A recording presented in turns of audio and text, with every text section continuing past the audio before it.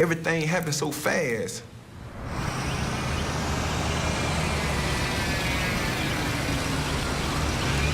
Deputy, she called classification like, man, we got a juvenile down here, and he just been sentenced to life. So what they did was they grabbed me out the juvenile part and put me in confinement. And they were like, you can't come out of confinement because due to your sentence. And so it still hadn't registered in me that I got a life sentence, because I'm like, man, I couldn't believe that. I'm like, nah, this can't be true.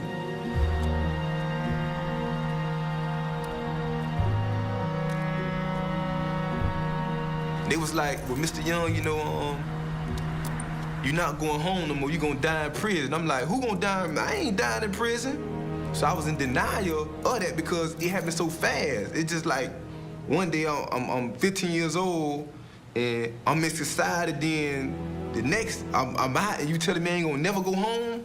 That's kind of like hard to deal with. And I couldn't grab the concept of that.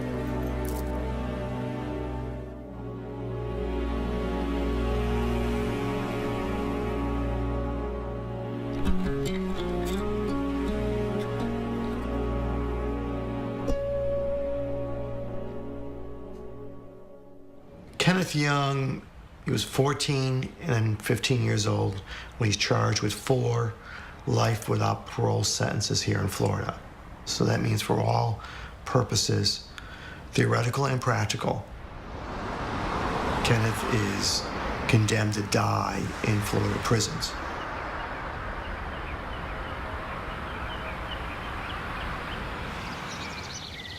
So we have been working on this case since 2006, 2007.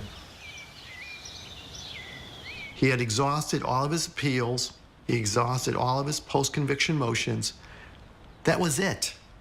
There was nothing more for Kenneth.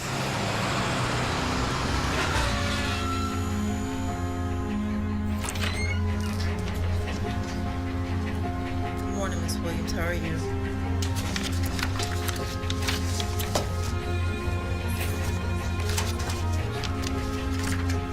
And then the U.S. Supreme Court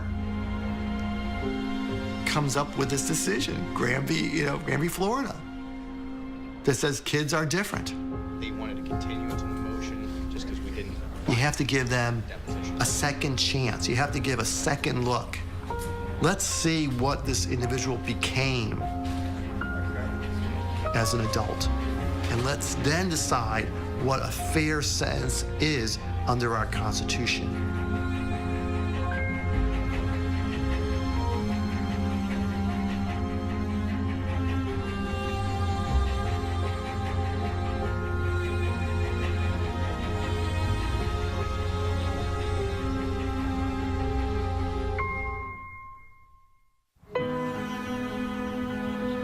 Florida lawyers were litigating this in Florida courts for years,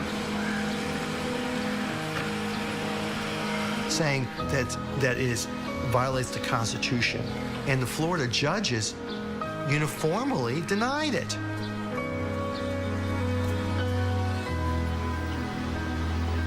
So it really took our United States Supreme Court to say enough of this barbarism.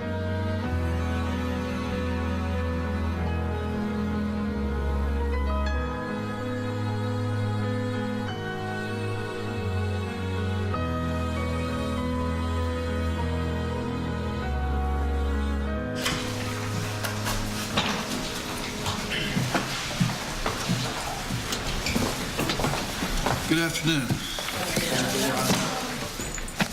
We're here on the case of Kenneth Young. He's here for a resentencing. I'm ready to hear from both counsel. What I want to say is kids are different, but Kenneth is exceptional in that difference. So in order for Kenneth to be released now. We are here today seeking a second chance for Kenneth Young. Kenneth was 14 years old at the time of the first offense, and all 4 offenses occurred within a 30-day time period. What the state must do is give defendants like Graham some meaningful opportunity to obtain release based on demonstrated maturity and rehabilitation. We're going to show today that Kenneth Young has demonstrated maturity and rehabilitation. And that is what the heart of this resentencing is all about.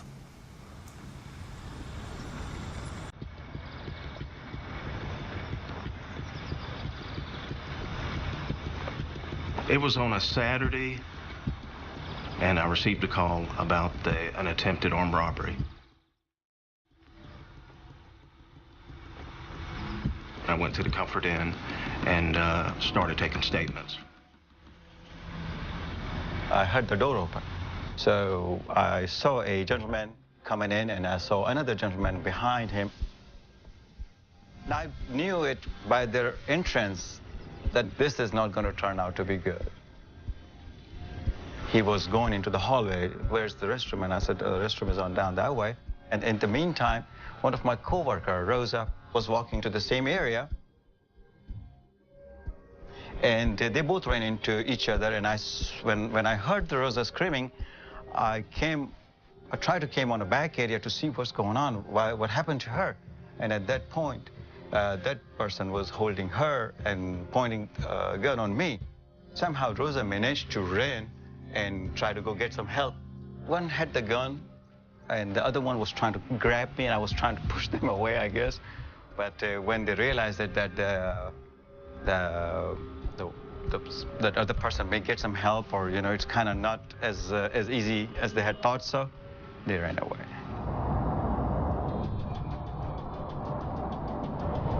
Young and Bethea, they were spotted by Deputy Sims.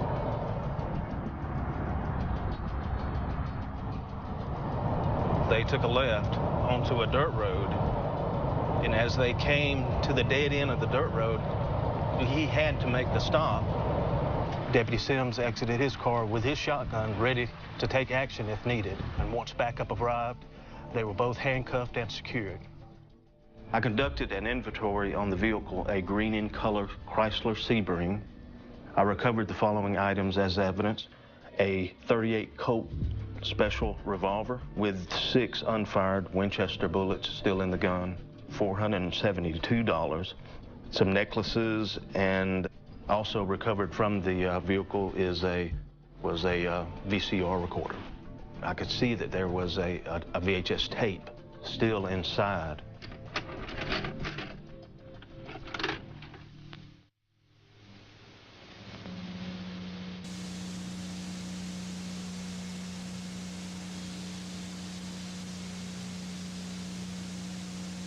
The first person that entered was Jaquez Bethea, and the second person, the taller, thin one, was Kenneth Young.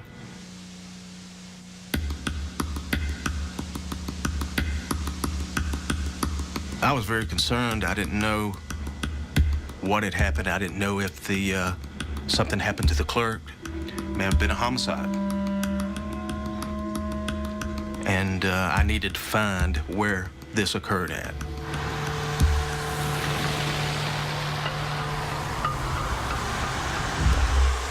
We had a series of robberies in the Tampa Bay region.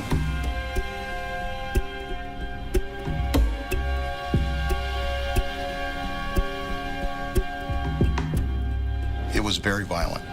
Over the counter, very vocal, in your face, guns to the head, putting people down on the ground. Our victims told us in all of these robberies that the most vocal one was Bethea. He was the older of the two. He was the one with the firearm. I'm not sure if Kenneth Young knew the consequences, quite frankly, at the time. But at that age, they really don't.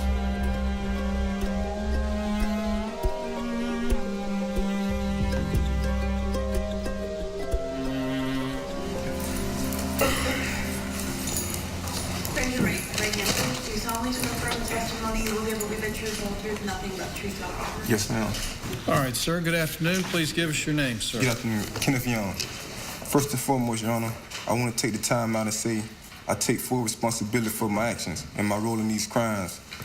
I have lived with regret every day as a civilized human being for these crimes. I have been incarcerated for 11 years, and I have taken advantage of every opportunity available for me in prison to better myself. I have been a model prisoner while being incarcerated. I have been in educational programs. I have taken care of elderly inmates. I have worked with mental inmates. Also, I have learned that the condition of your mind creates the condition of your ways. So I strive every day for good standards. I am no longer the same person I used to be. I have people who believe in me, and most of all, family who supports me. 1 Corinthians chapter 33, verse 11 say, when I was a child, I thought I was a child, but when I became a man, I put away all childish things. I want to turn around and apologize to my victim for what I did. I take full responsibility, and I apologize for that. Thank you, Your Honor. Look, Kenneth Young, he was with Jacques Bethia, a 24-year-old. They go to separate trials. Kenneth receives 4 consecutive, one after another, life sentences. Whereas Bethia, he received 1 concurrent life sentence. So he received less of a penalty than Kenneth. And we find that around the country, that these juveniles many times are being punished much harsher than adults. It's heartbreaking to me the way we've gotten comfortable demonizing children, mostly kids of color. We don't feel in any way socially constrained or morally constrained. Talk to the cameras. Brian Stevenson, Director of Equal Justice Initiative. And we don't think there's any dispute that to say to any child of 13 that you're only fit to die in prison is cruel. And we believe that the Constitution prohibits that kind of punishment and that this court should enforce that in this case. What about the argument that... You know, my work with young people in prison and adult prison really began representing people on death row. The United States permitted the death penalty for juveniles until 2005. When we finally persuaded the Supreme Court to ban the death penalty for children, I was clear that that would not be, life imprisonment without parole would still not be a just outcome for many of these kids. And even after these Supreme Court decisions, we're finding lower trial court judges and in some state courts that are very hostile to these children. We had these people saying, oh, these kids aren't really kids, they're super predators. These kids aren't really like other children, they're criminals. And so we have to keep pushing that, fighting that. And please, if you tell me swear from the testimony, you will give me the truth, the whole truth, nothing but truth, nothing else. Yes, I do. Now, based on your evaluations, what is the psychological significance that Kenneth was only 14 and 15 years old at the time of the offenses? Juveniles are different, one, in terms of their susceptibility to persuasion and their ability to be led by others. Second way they're different. Adolescents take less of a concern and are less able to understand others' perspectives. They're more self-focused. And many people who have adolescents kind of realize that during their teenage years. What is the significance of Kenneth Young's sister and mother and aunt maintaining regular contact with Kenneth while in prison? One of the risk factors for reoffending is this kind of emotional detachment. You can't sympathize or empathize with people, so who cares? Why not offend against them? Did you find any emotional detachment with Kenneth Young? I didn't find that.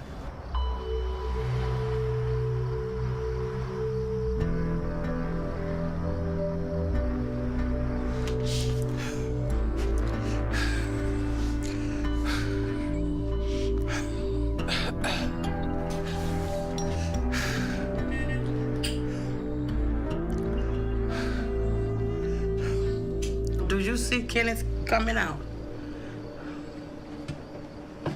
What are you thinking? Do I see Kenneth coming out? I don't know. Judge has total discretion. Total discretion. Okay. So he's not forced by the law to give a 16-year sentence or a 40-year sentence.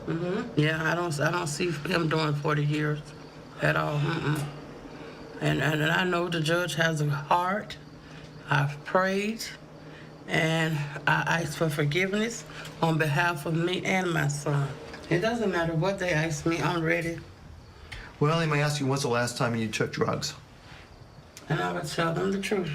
2 years ago. And I had 1 relapse. Yep. And you purchased drugs from Jacques Bethia? Once upon a time, I sure did. Mm-hmm.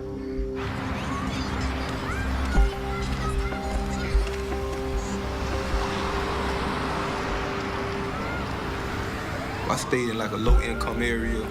That's the environment I was brought up in, low income. You know, so drug dealings and, you know, robberies occur. You have all type of stuff, just low-income area. Everybody trying to like do what they do. Sometimes mama locked me and my sister in the room and she just be gone.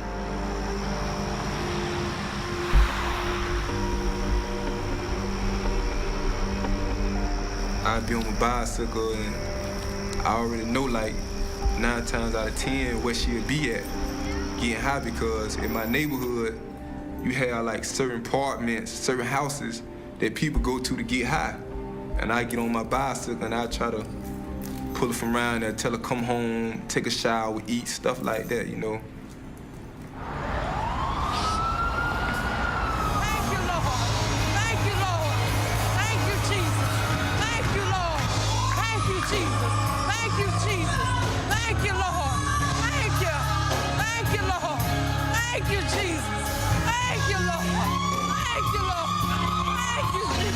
Lately, I've been doing pretty good of keeping myself clean. I'm staying more focused now, and my son taught me that.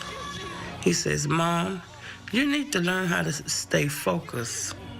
I didn't know how to stay focused, but Kenneth taught me doing while in prison. Yeah, my mom, she come see me. We got a good relationship. She come see me. She been doing good. She been staying off drugs and alcohol. Got her own apartment now, car. You know, she come see me, we talk about the Bible, talk about life, period. You know, a lot of times she come see me and she talk about she wish she could have been a better mom and did this and did that, you know. She regret a lot of stuff that she did. You know what I'm saying? As far as not like being there for me, like she feels she should have been as a parent. You know, I forgave her for it though.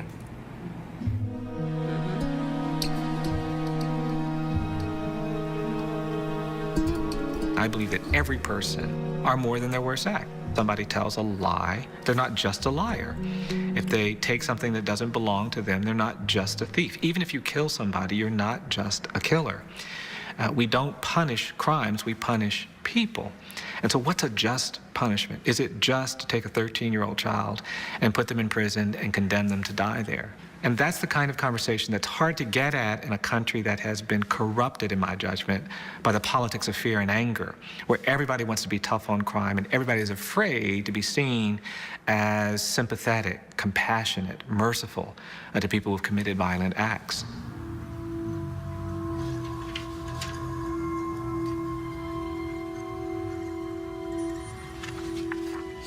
The state's trying to retry the case. We don't want to retry the case. They're going to have how many witnesses? 2 police officers and 2 victims. So that's 4 plus a letter they're going to read.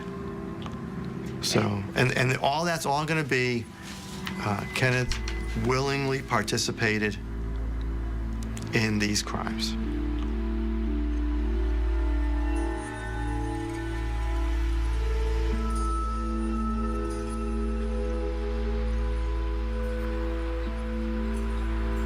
State, have any witnesses? Yes, sir, I do. I'd like to call Sandra Christopher. Raise your right hand, please. Do you solemnly swear affirm the testimony you will give will be the truth, the whole truth, and nothing but the truth so help God? I do. All right, ma'am, you have a seat. Please watch your step. Now, ma'am, I want to ask you some of the basic facts. I'm going to take you back to the date of June 20th of 2000. Can you tell me? Your Honor. Yes. Relevancy. Overruled. The issue in this case is the Grand-Free Florida issue of whether or not there's been demonstration of rehabilitation and maturity. This is not a case where we're retrying 3 separate trials here today. Sir, I'm going to have to disagree with you. That is not the standard. The Supreme Court of the United States did not instruct the trial courts on resentencing for that to be a standard. That is simply... Principle, Your Honor. It's a principle, sir, Yes, but it's not a guideline for sentencing. I'm going to focus on the facts of this offense. Overruled. Go ahead. Thank you.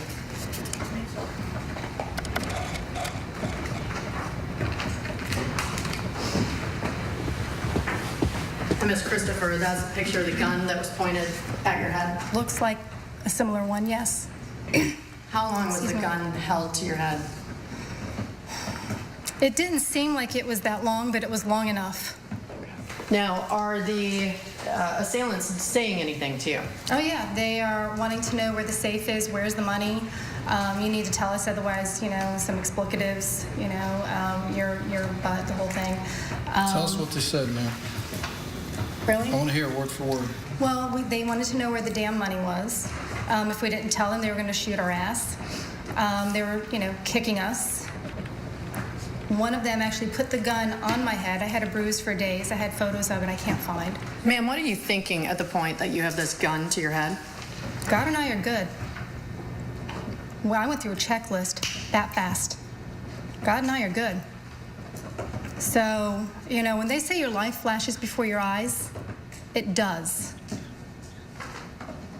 As much as I know that he wants to be released, I'm not ready to have him walking around where I live, and I'm not moving. Good afternoon, Ms. Christopher. Now, as I understand, you didn't testify at the first hearing, but Ms. Andreski did? I believe so. Earlier you stated that both people had a gun. Would it surprise you to know that she testified only one person had a gun? I'm just trying to rethink real quick them coming through the door. If you just give me just a moment. Sure.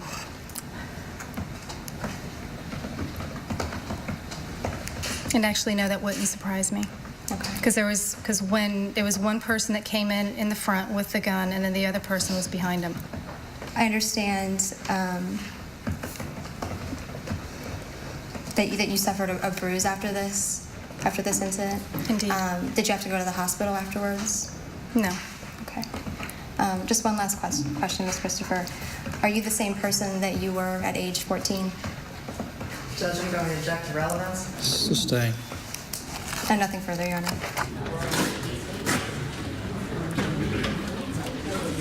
Kenneth was always lumped into the same type of person that Bethia was. That he played just as much of a role, that he was just as much of a leader, that it was just as much his idea as it was Bethia's.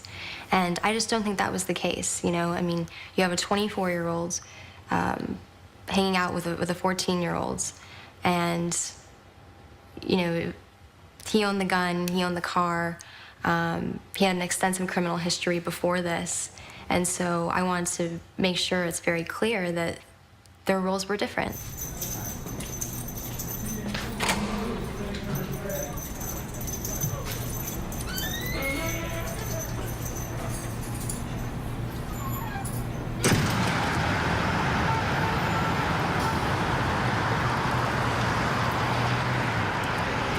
I moved to Florida because my sister lives at the time she was living in Clearwater. So I just went down there to initially just spend some time, a couple weeks, and then it turned into a couple years.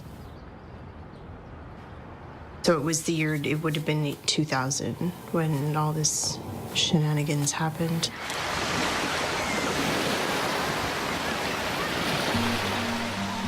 Initially, when they came, it was maybe at the latest 5:30. Like it was early in the evening. It was still daylight.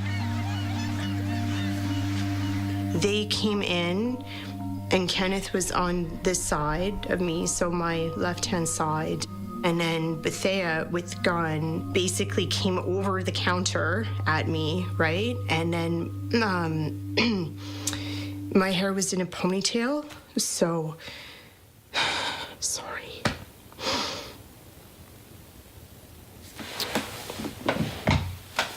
He grabbed me by the back of my hair and stuck the gun to my head.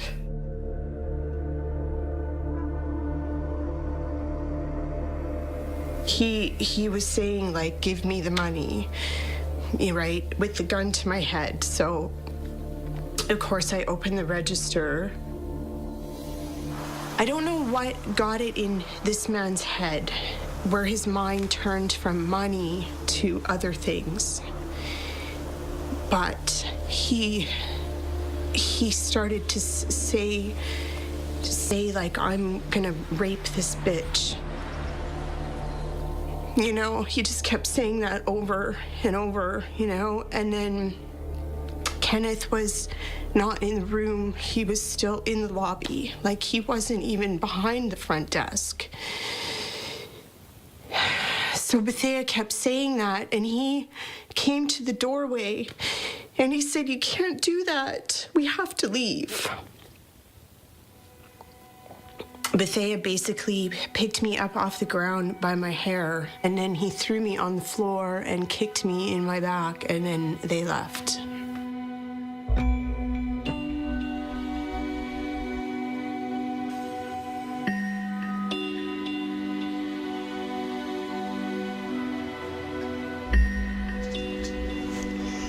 All right. This is Ken. He always been a little clown. And this is Ken here as a baby. Now this is Ken, one of my favorite pictures. They danced the night away, him and Kat, at my father's birthday party. Cause he could dance, he can dance. And I guess he get that from me. I thank God today for not killing myself. Because I want to give up, I did. And it hurts me so bad.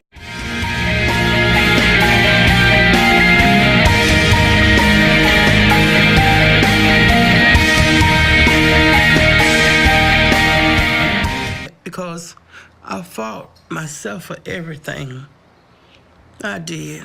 Because I felt like if I didn't have the substance abuse in my life, my son wouldn't be where he is today.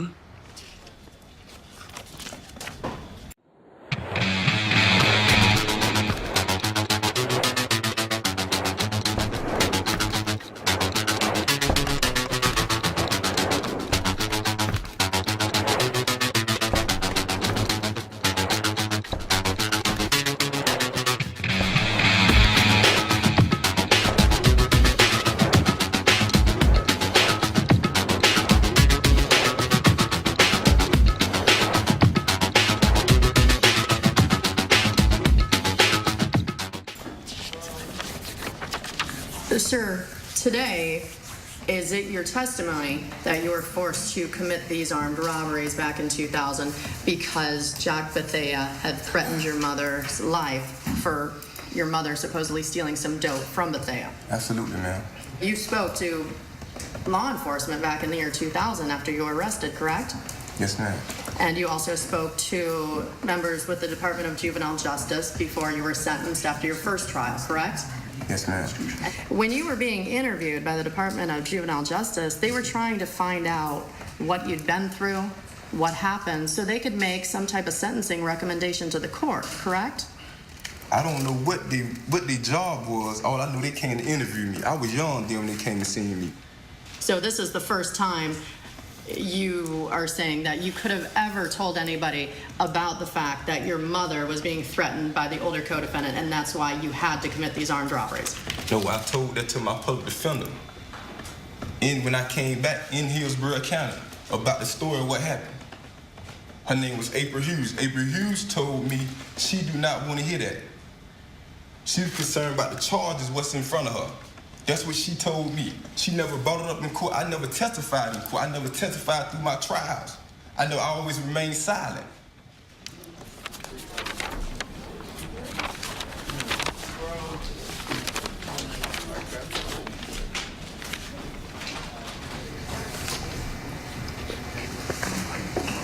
Do you take any responsibility, sir, for the commission of these crimes and the effect it's had on the victims? Yes, ma'am, most definitely. But would you describe yourself as an active participant in these crimes or somebody that took a backseat role? I take full responsibility for my role in these crimes, and I live remorse and regret for what I did to the victims. But it's your testimony that the only reason that you ever committed these crimes is because you were threatened and your family's life was threatened by the co-defendant, Bethea. Exactly. Judge, I don't have any other questions at this time. All right, counsel, do you have any questions? No questions, Your Honor. All right, thank you, sir. You can Thank you, have a sir, seat. Your Honor.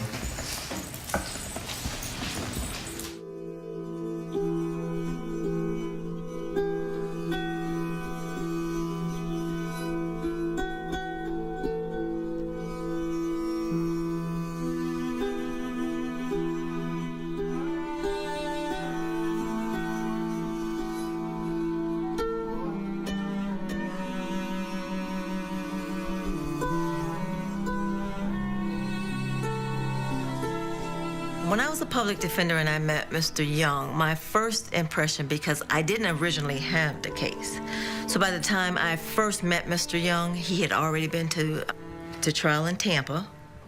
I can tell you that my conversation with the state attorney's office, from their perspective, if we had gotten the case first, they were going to use, if possible, Kenneth against this other gentleman, because they thought that due to the age disparity, that maybe this guy did have a lot of influence over Kenneth's actions. But unfortunately, we did not get Kenneth first. The other counties got him first.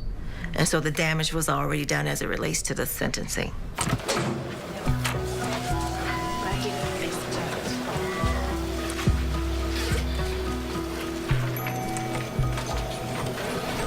I have been on the bench since January 3rd of 2011. I do believe juvenile court is social work, because I do believe it does take a village. And I do believe that you have to think outside of the box. And so you have to cure sometimes the problem. Sometimes it's because there are academic issues. Sometimes because there's poverty in the household. We're doing it just because we need to put food on the table. Mr. Perry. Right here, Mr. Perry. Come over here so I can see you. Right there. How are you doing this morning, Mr. Perry? How are you doing this morning? Grandma, thank you for bringing him in. And it is difficult to give a child hope when they don't see any hope around them, when they live every day in poverty, or their parents are in jail, their neighbors are in jail. But what I try to get them to see is, look at me. There's nothing special about me. I'm living my dream. I grew up on the south side of town. You know, my grandparents took care of me. My parents were young when they had me. And so what I try to get them to do is to remember, we don't get to choose our family members, but we can choose the actions that we take. The cycle can be broken. Why not breaking the cycle with you? If you are sympathetic to the people who are victims of crime, as I am, then there's no population more deserving of our help than the kids who have been sentenced to die in prison for crimes they've committed. If I look at that population, they'll be some of the most victimized people in our society. These are the kids who've suffered physical abuse and sexual abuse and neglect and torture and mistreatment and poverty and malnourishment and all kinds of mental health problems with no help and medical problems with no help. And no one's done anything. That's the population that we're talking about. And if we respond to them in that way, then I think we come up with very different solutions than life imprisonment without parole. Why is it significant that Mr. Young has only one disciplinary report in his time in prison? I had a hard time believing it. At the time Mr. Young went into the prison system, he was what's referred to by both staff on the compound and other inmates as a jitterbug. They come into the prison system and they feel intimidated by the older inmates, and they feel they have to prove themselves at every turn.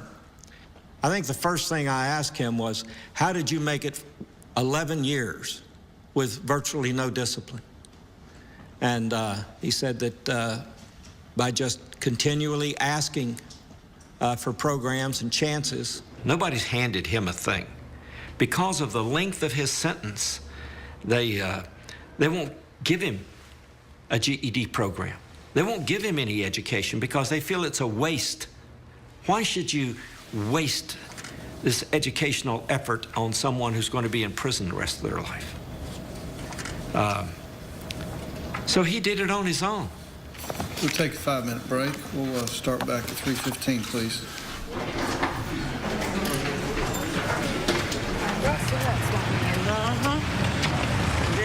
Once the system like fail you, you know, you just be like, I don't care no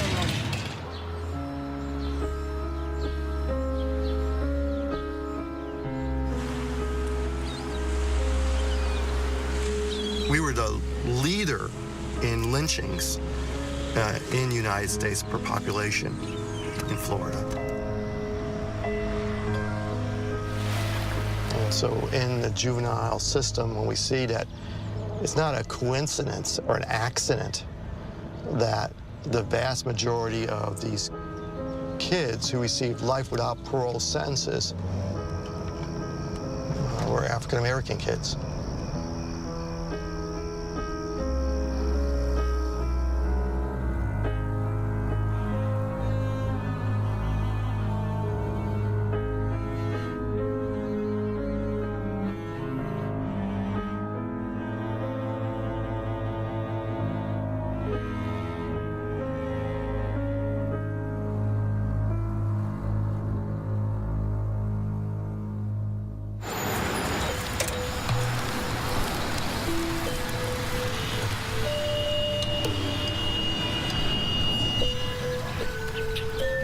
dropped out of school because my sister, she was 15, and she had her first child.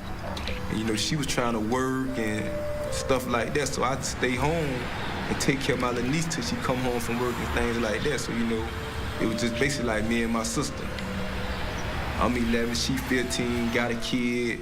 Our mama ain't there, you know, so.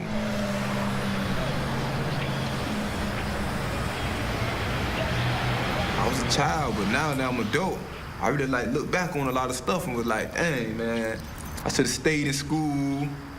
Me and my sister could have came up with something better.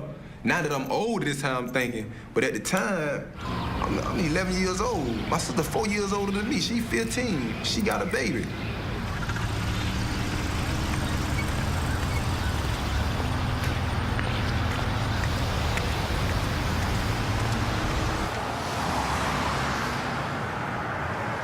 I did write to Kenneth probably 2 or 3 years after the incident.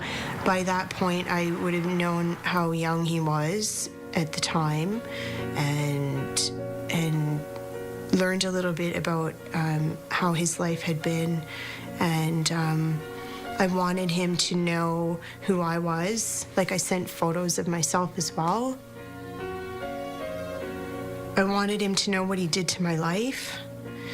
You know, what that incident, what him and Bethea did that day, how it affected my life.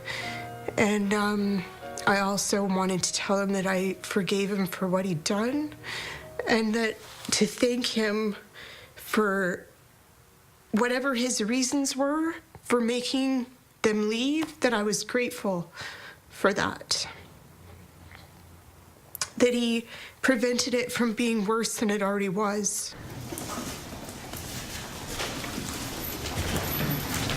You solemnly swear affirm the testimony you will give will be the truth, the whole truth, nothing but the truth, so help you God. I do. Approximately how long do you recall your interview with Mr. Young lasting when you met with him? It was a fairly extensive interview going through the process. I'd say at least an hour. He said he was approached by Mr. Bethea because he needed to make money. His mom was a single mom. He needed to provide her with some money when he could, so he agreed to do that. Did Mr. Young say what his role was in that robbery? Oh, his role was, again, as he stated earlier, that he just went in to see if there was a check for cameras, as he put it, to see if there's any surveillance equipment in there. And Mr. Young also stated, too, that he was afraid of Jack Bethea. He did? And that Mr. Bethea had threatened him at one point. Yes. In one of the robberies, Bethea threatened Kenneth Young. He told him that he would shoot him or kill him if he doesn't get, and really get in a hurry to get this money.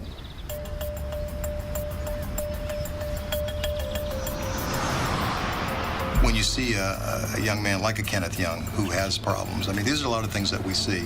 The Pinellas County Sheriff's Office receives about 10,000 reports of neglect and abandonment and abuse of children on an annual basis.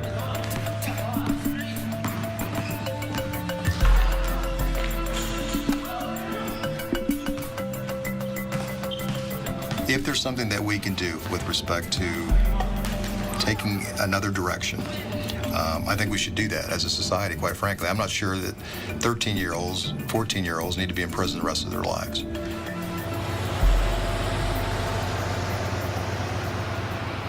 Call your next witness, please.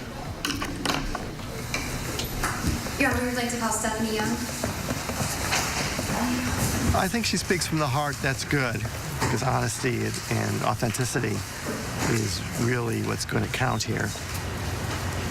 But when she talks about being an excellent mother, and that might not resonate with the judge, given the fact that she was a crack addict. I mean, I think she tried to be an excellent mother.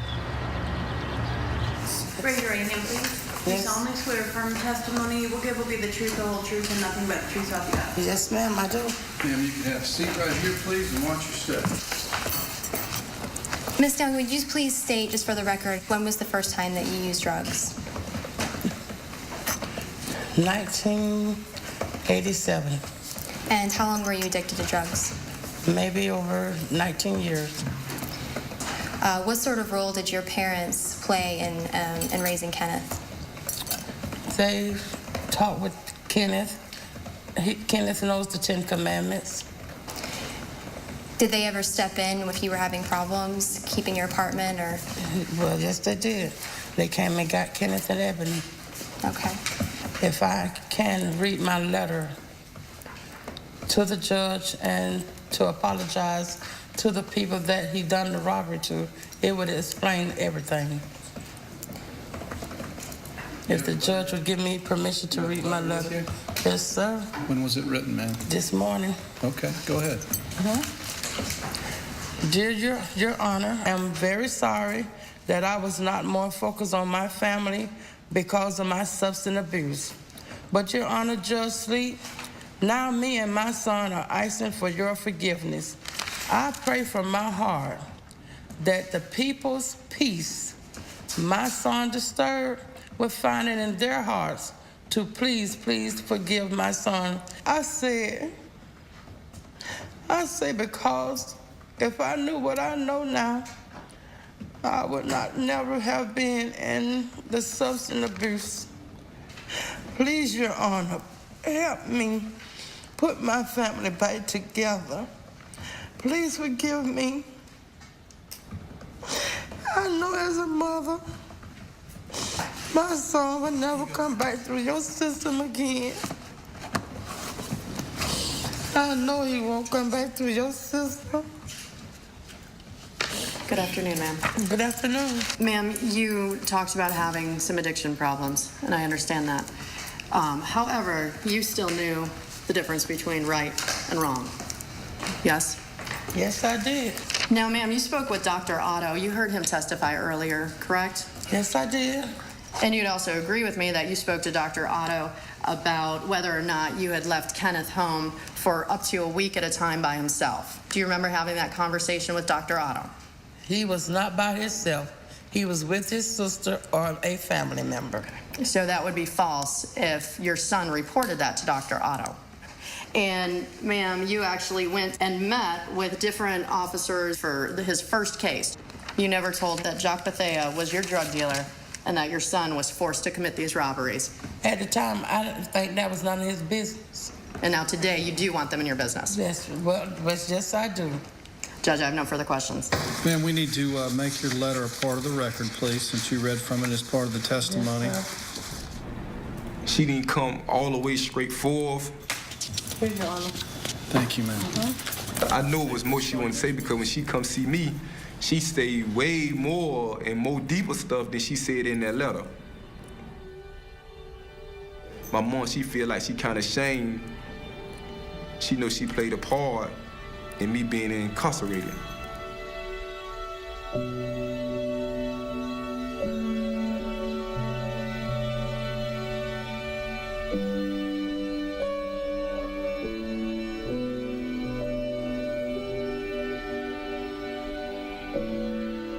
There are some things I did forget, but I regret that I wasn't honest to let him know, yes, being on drugs and things, I have left Kenneth in the house by himself.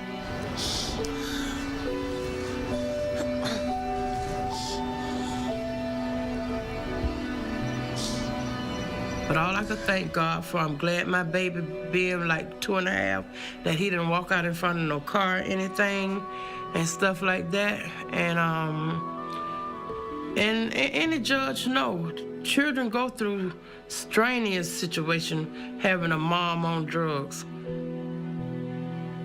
Kenneth has seen a whole lot of things, you know?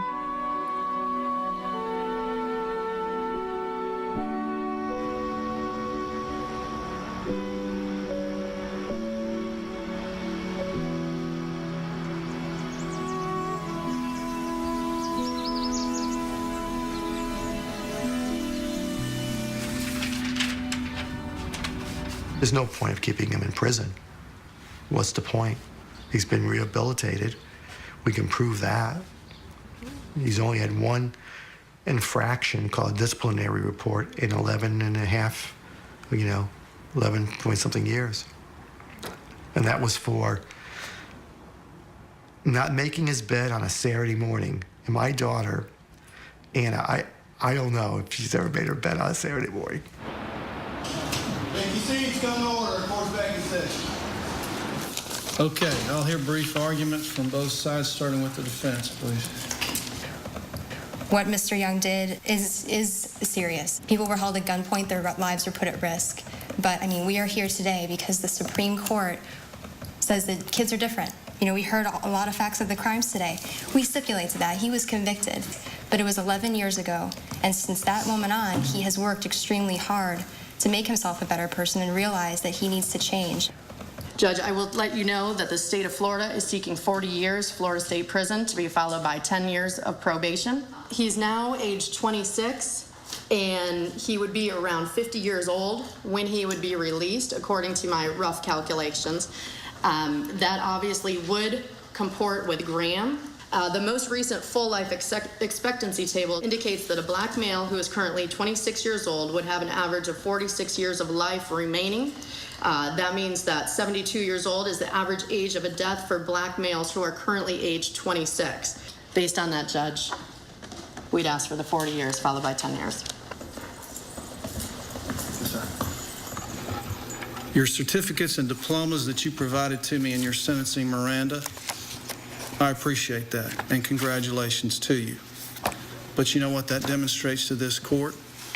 It demonstrates that the Department of Corrections and your particular incarceration was appropriate and effective. Usually, when I'm sentencing a young man like you, I'll hear it either from you or from family members. Please don't throw this young man's life away by sending him to a prison where he's going to rot. If I had $1 for every time I heard that, I'd be a rich man. Now, if I follow your attorney's request to release you today, I might as well just give you the key to the city, a parade, and dinner at Burns. That would be an award, a gift that you will not get from this court. You will not get it, sir, because you do not deserve it. I heard your statement. I believe that you have some remorse. I believe that you've been rehabilitated. But I'm listening to these victims, sir, and I do not believe that this court should rely on your prison conduct thus far. Sir, this is about personal responsibility and accountability. You have no legal basis to play the blame game on anybody else, sir. There's no legal basis for you to blame Mr. Bethea for your conduct in this case, sir. So, on 00CF14744, sir, you're adjudicated guilty, 30 years Florida State Prison. Concurrent with 00CF1112, adjudicated guilty, 30 years Florida State Prison. Concurrent with 00CF15877, you're adjudicated guilty on counts 1 and 2, 30 years Florida State Prison with 10-year minimum mandatory on both. The 10-year minimum runs concurrent. All of these sentences run concurrent. I thought that he would probably see that I had showed from the time I was 14 years old all the way till I'm 26 that I have matured and everything. I thought that that would mean something to him, but he just basically told me that don't mean nothing.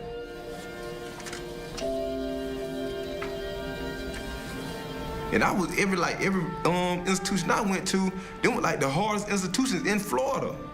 With all the violence, gang violence, stabbings, rapes, that's the worst of the worst everywhere I went. And I survived through all that. Then he just like, oh, that don't mean nothing. I'm like, oh, you showed that you are rehabilitated, but I'm still gonna send you to this. Come on, that's. At least he doesn't have life. And I'm going to continue to go visit my son and continue to fight for his right. I am. I'm sorry, because I was hoping for that. Me too. Me too. Can't be, let it get to you. Can't be down because you got to always think, okay, I didn't have this. I was supposed to die here. This is what I was sentenced to. So when you got hope, now you say, whoa, boy, I got a little stretch down the line, but I got hope at the end. I see some light. You know, now you got to take that light that you see and make that light brighter by continue to fight with your case.